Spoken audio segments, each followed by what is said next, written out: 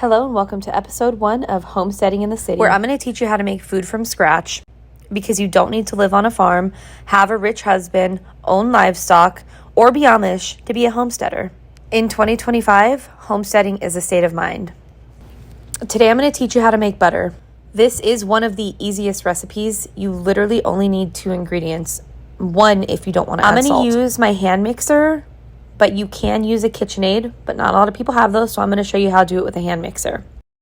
You don't need to measure, just pour some heavy cream into a bowl and whip it.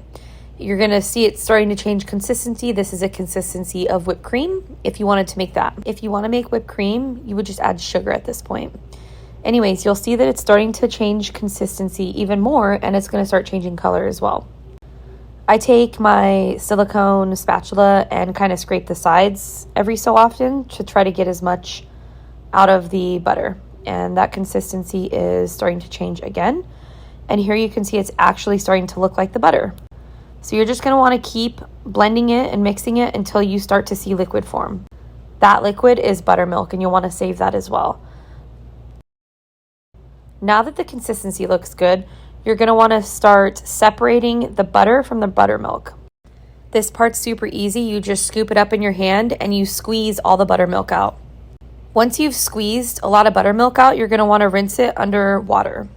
This is optional, but it does make it last longer if you try to rinse as much buttermilk out as you can.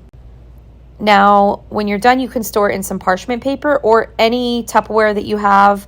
I didn't have any parchment paper, so I use these cute little tins. You can also add salt, garlic, anything you want at this point. And that's it. It's so delicious, so easy, and you'll feel like a homesteader when you make it.